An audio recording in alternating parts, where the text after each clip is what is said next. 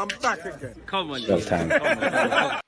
As Ian Wright said there, people, deluded, I'm back again. I've got a special guest. With it being Arsenal against Bournemouth on Saturday, it's only right I've got a Bournemouth fan. Sam, appreciative for doing this. How you doing, my friend?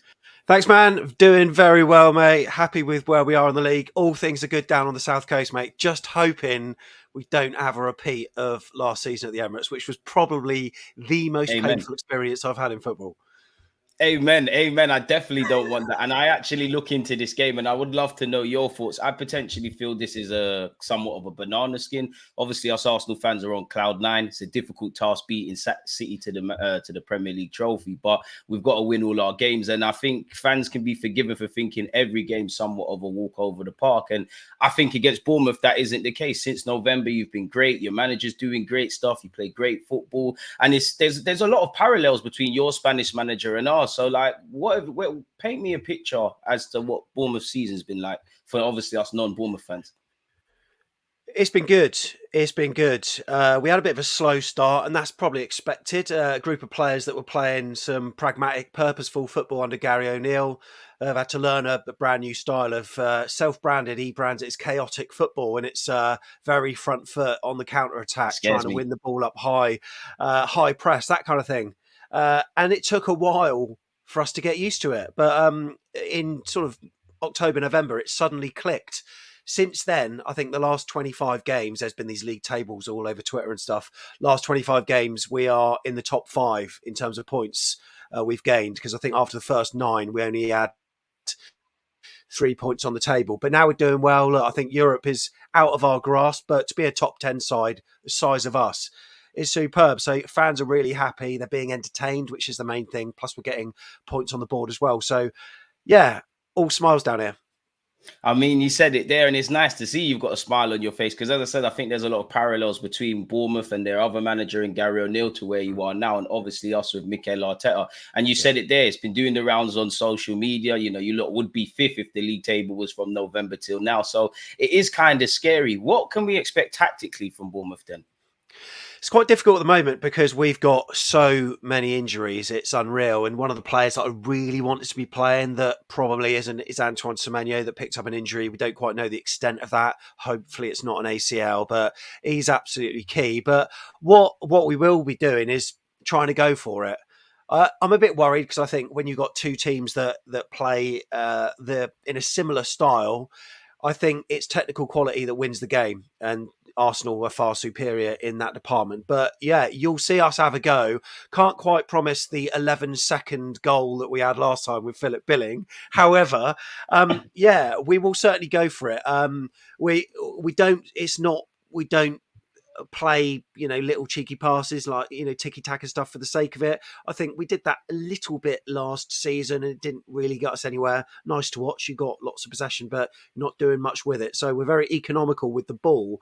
Wouldn't say we're, long ball by any stretch of the imagination, but we do like to mix it up. And we usually like to play with, a 4-2-3-1, whether he'll chuck an extra central defender in, I'm not too sure. But the onus is always on the fullbacks to get up the pitch. So you'll see on the heat maps of Adam Smith at right back and whoever's left back, probably Lloyd Kelly, they will be right up those touch lines.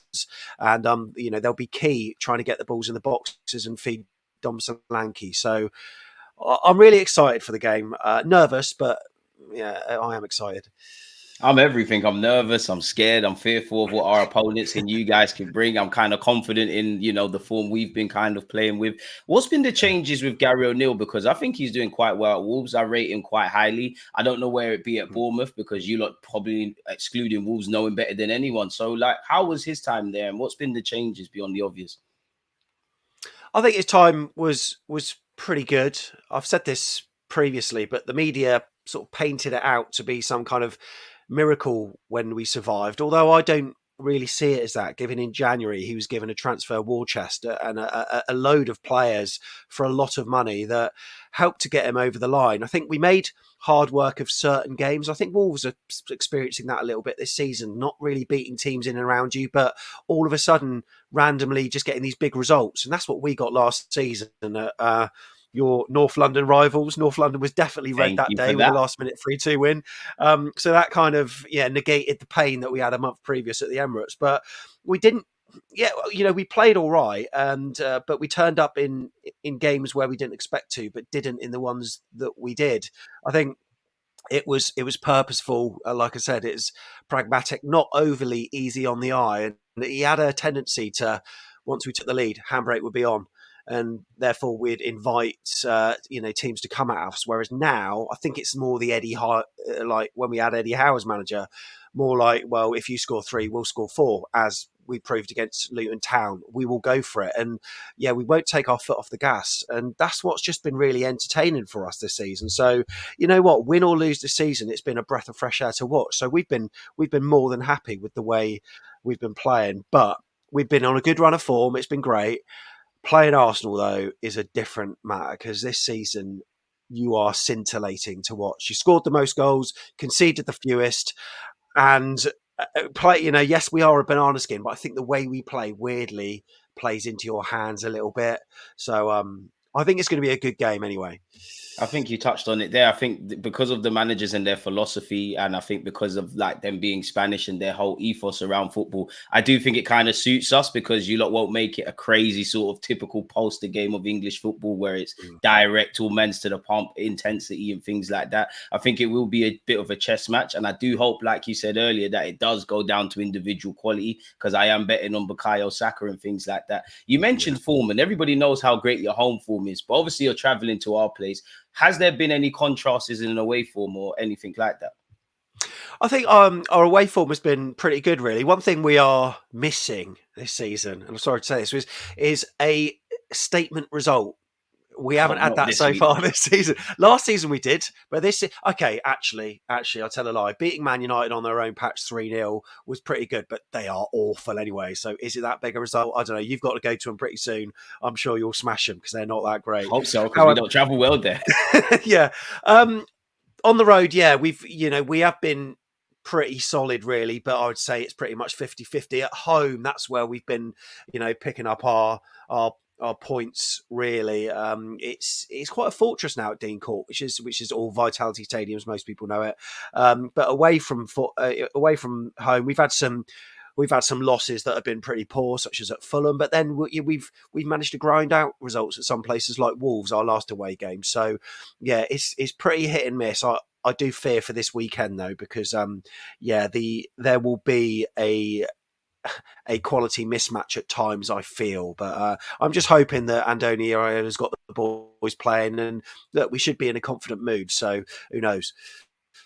Like you said there, you should be filled with confidence. Your form dictates that, what you're doing, what your manager's doing. I'm always fearful of like where we play teams we're expected to win, because if we win, it's not going to get too much airtime. If we lose, then that's a whole nother talking point. So I always think you lot have nothing to lose, and not to say my team's the best in the world, but I always look at other teams and that these are the games, if you sign for a Premier League club, you kind of relish playing the traditional bigger clubs and things like that and seeing your quality. So I am kind of fearful of that. How far do you rate your manager? Because I don't feel he gets enough PR. I don't know what he needs to do in that regards, but the more research I do on him and his tactical setups and his, kind of his what led to him being this kind of manager, I've got nothing but respect for him. And I think him and Mikel Arteta, they're both in their early 40s. So again, like this direct kind of parallels. But what would your thoughts be seeing him obviously manage the team? He's been superb for us. I think the media obviously labelled it as scandalous and ludicrous, and some people called it a joke when Gary O'Neill was let go. And on the surface, yeah, I can see why some people said it was harsh, a guy that led us to safety. But I think it's the ceiling and where we could get under Iraola. I think we got a higher ceiling for sure, because it is exciting, but the points are there to be seen. We've scored more goals already, or that was the case a few games ago. Conceded fewer, more points on the table. This season has presented our best ever Premier League points tally, which at the moment is 48. If we're over 50, that would be great. Our previous highest was under Eddie in 2016-17 season. We got 46 points, which led us to 9th place. It'd be great if we could emulate that again. Even 8th place is on the table as well. So for a small club like us, it's huge. But at the moment, we're in I'd say a transitional phase, because we've got new ownership that we had at the start of the season, or towards the middle of of last season. We've got an American investor, like Michael B. Jordan is involved. They own like the Las Vegas Golden Knights. They've got hands in Hibernian Football Club. Lorient in France are setting up a new team in the Aussie A League in Auckland. So we're part of this kind of multi-club strategy sort of thing. And Bournemouth, a bit like what Manchester City have.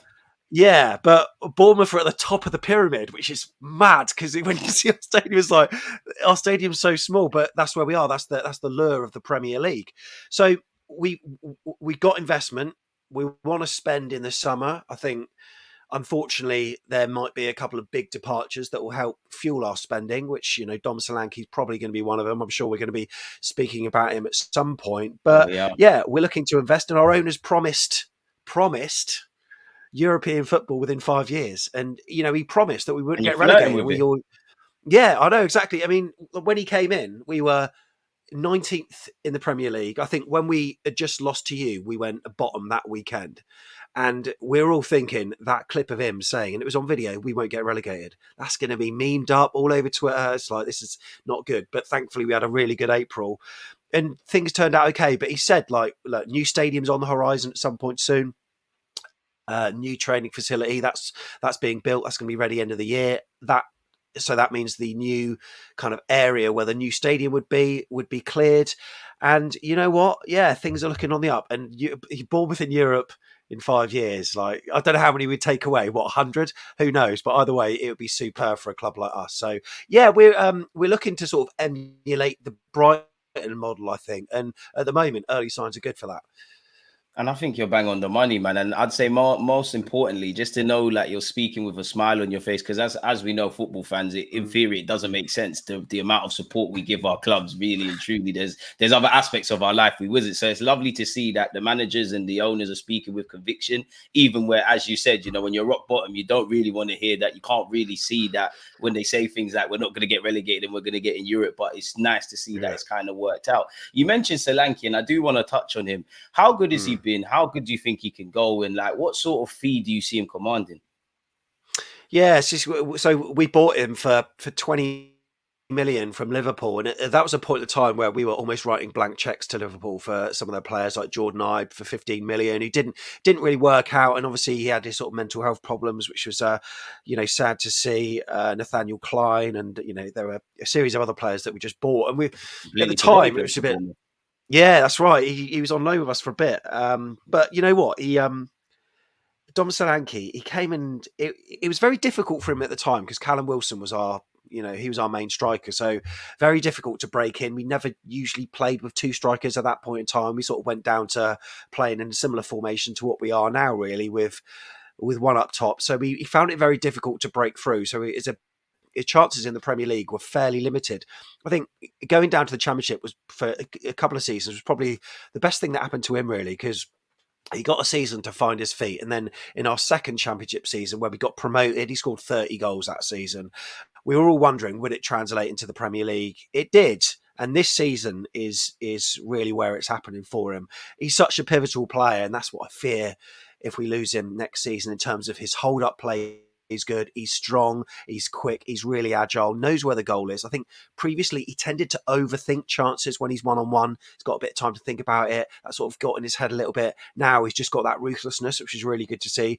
Heading towards 20 goals for Bournemouth, that's superb. One of the top English strikers out there, along with Cole Palmer and Ollie Watkins. I think probably pushing for a spot in the Euros. In the summer would be a little bit too much of a stretch for him. However, I think in terms of a fee, I don't know.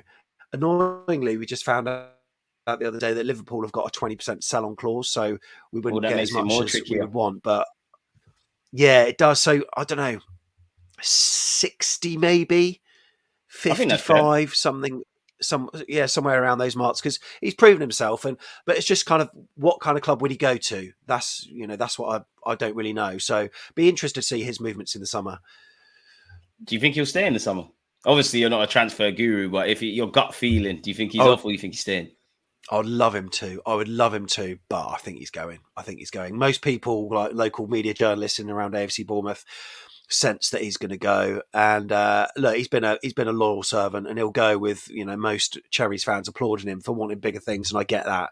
It's a shame we couldn't maybe command European football this season, because that may have tempted him to stay. But no, to be honest, I think he'll probably go, which will be sad to see, but fair play to him. So who's the other poster boys in the Bournemouth squad? Because you mentioned Beeling earlier, and he did announce himself to Arsenal fans last year. Who's the other poster boys or people that could make the step up, or your more favoured players, if that makes sense? We got a few really. Most of them are the sort of wingers, like Justin Kluivert.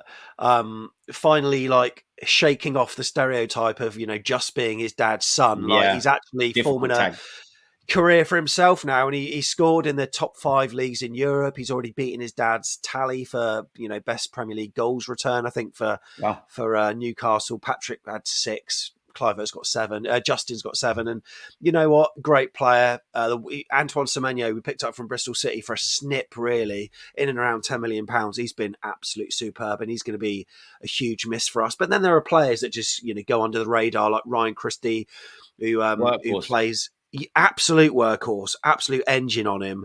If only he could score, because he doesn't really pop up with the numbers. Yeah, he would be playing for some of the best teams in the world, and Scotland would be winning the Euros. That's what I'm saying. He's absolutely superb. He's a baller, man. Yeah, he really is. And then other players like Lloyd Kelly, superb. He's been linked away, probably going to move as well in the summer. Like Luis Sinisterra that we got from Leeds United. It's all in our wingers at the moment. Yeah, it's a quality player for us, and has had limited time due to injury. Tyler Adams as well, that we got from Leeds United as well, barely played, but things are looking good for next season, man, even with the losses. So yeah, there are a lot of players that aren't, I would say, your fashionable players and aren't really on the lips of your pundits, because they just they're just very solid 7 out of 10 players every week, but they do a superb job for us. If we were a bigger club, if we were a top 6 club, and those players were putting in the same performances, they'd be household names. But because they're not, then they sort of go under the radar. So like Ryan Christie, Lewis Cook, players like that don't really get mentioned, but that's okay for us. We're happy with that. Lewis Cook's another good player, very high technical level. And these are the sort of things that I'm fearful of beyond the obvious and what we've talked about. I start to look at individual quality, because I know you kind of downplayed your team in comparison to us, but Lewis Cook has a great passing range. Sinisterra, if you're a fullback, you don't really want to play 1v1 versus him. Solanke, the main thing with him is confidence at the moment, but his general play, and obviously he's a predator in front of goal.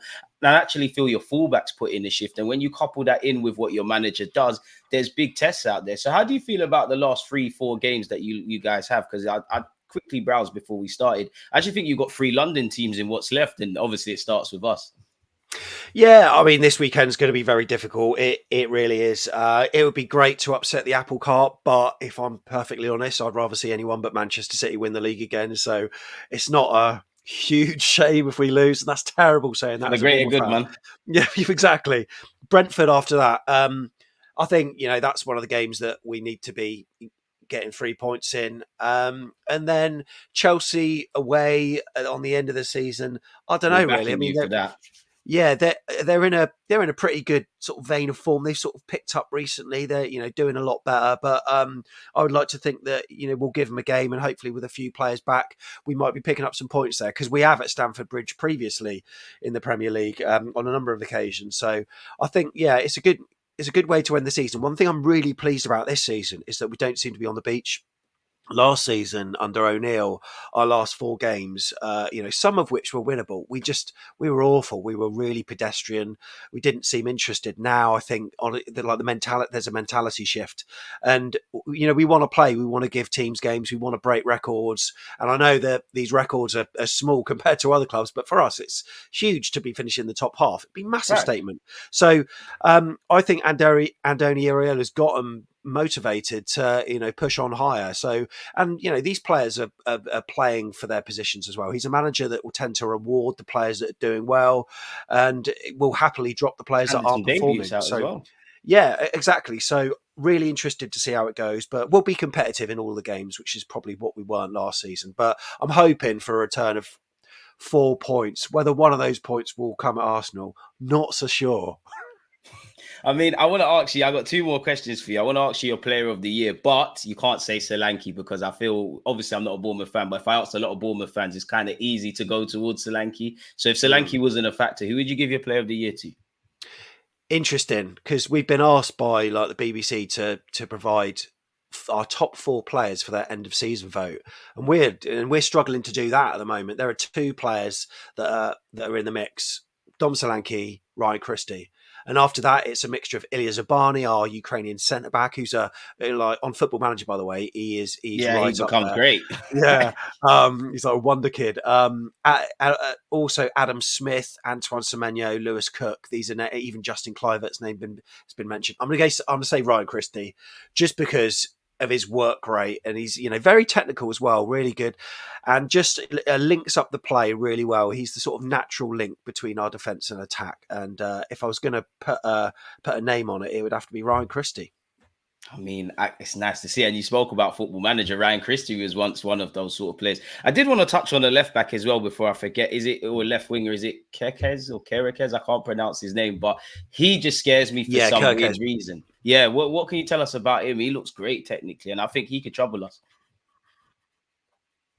Yeah, again, one of these lads that does well on Football Manager, like you say, left back, marauding, Hungarian. He's like one of their highly heralded Hungarian players. I think Dominic Soboslai for Liverpool is one of them, but he's like the next best Hungarian product. He's a tough tackler. Whether he'll be available or not, I don't think so, because he's still suspended, I think, for this game, which is slightly annoying. He got sent off at Wolves, which means he's got another game, I think, or maybe even another one after that to serve the suspension for. But he's a great player for us. He really is. Likes to get forward, bombs on down the wing, overlaps, underlaps, never shies out of the challenge. And yeah, but he's one of these players that sadly, I think will move on quite quick. I think we're in a position now as Bournemouth, like, because we're doing a bit better than what we usually would, and we're not necessarily flirting with relegation. I think that the problem for us is that players will probably see our club as a kind of stepping stone into the bigger teams, which is a shame, but that's just the natural position we're in, sadly. And I don't think we'll have him for too long. But so far, I think he's been relatively good for us, but there is more to come from him. It's just a shame his sending off happened when it happened, because he was just hitting a real rich vein of form.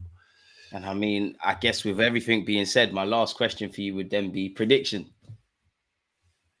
God, cheers for that. Look, I think Arsenal are going to. You never know, man.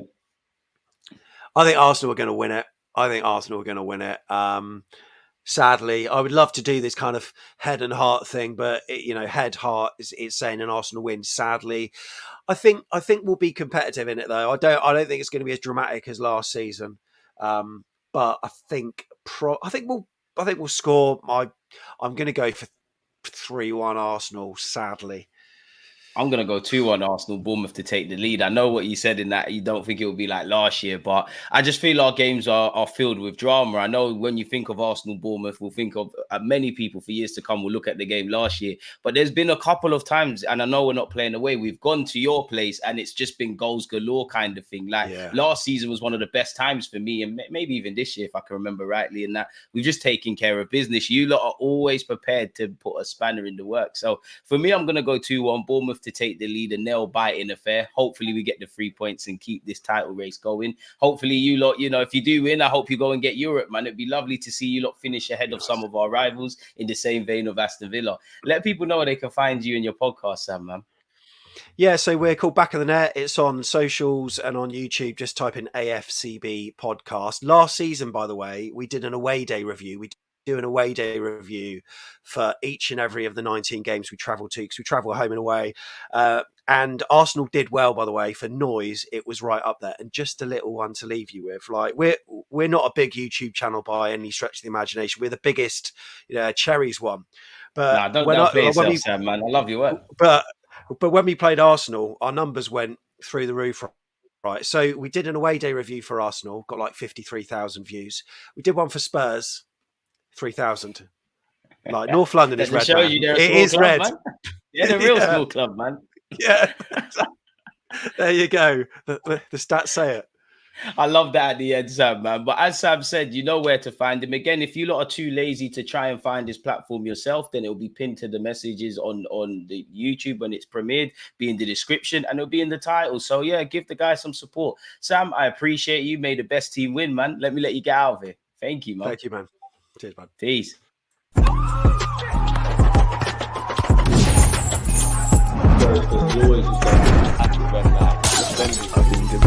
Like